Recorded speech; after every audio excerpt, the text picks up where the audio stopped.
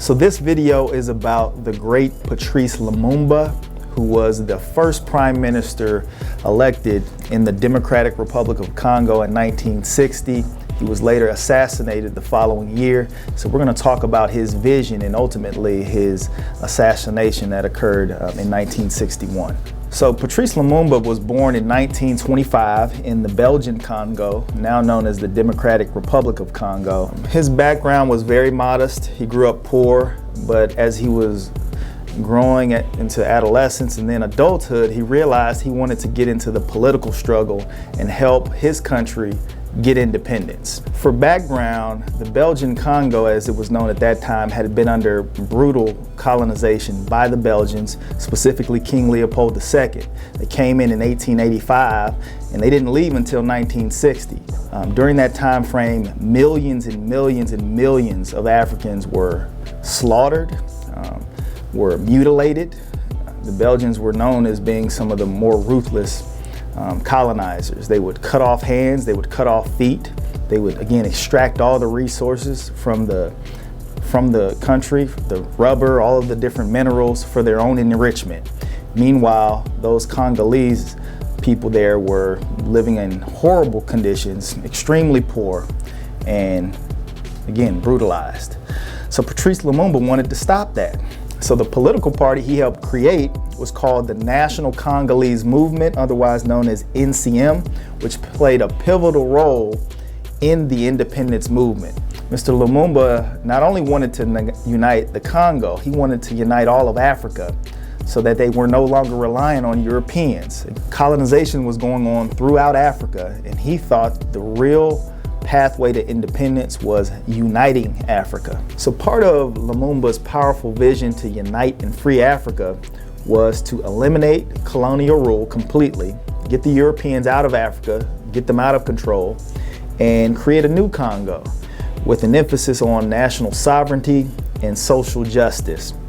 He wanted to strengthen the Congo's economy and ensure that resources and wealth actually benefited the Congolese people versus them being exploited by the Belgians and other European powers. He emphasized his belief in Pan-Africanism, in other words, means a united and self-reliant Africa. There were powers that did not believe in this whatsoever and did not want to see this come into fruition. When you just back away from it and think about it for a second, again, the country of Belgium was making, perhaps in today's terms, millions and millions, perhaps hundreds of millions of dollars from exploiting the Congo. So why would they want the Congo, to be truly independent, truly free, when they no longer have access to that revenue source? After a fair election, a democratic election in the Congo, and from pressure from the rest of the world who no longer wanted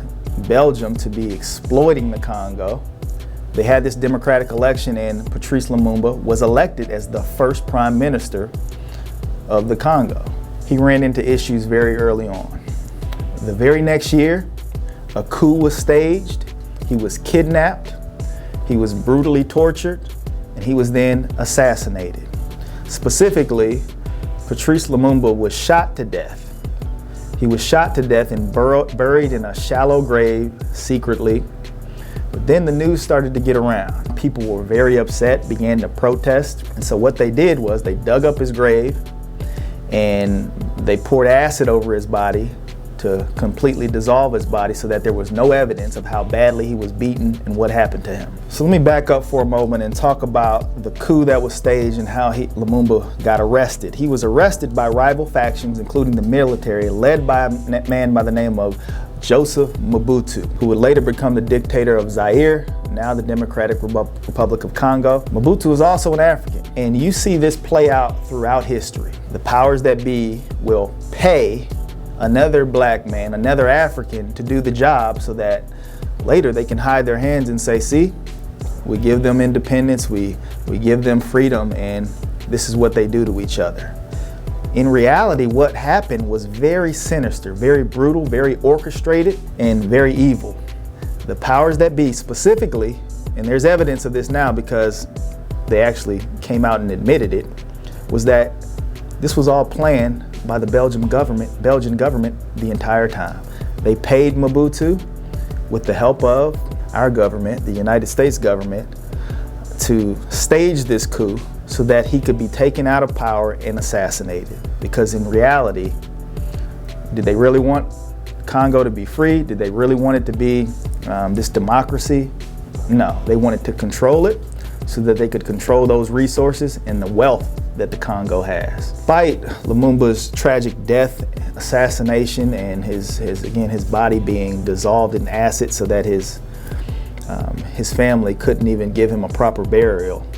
Many years later, the only remnants of his body that actually were returned from the Belgian government to the family was a tooth. A tooth.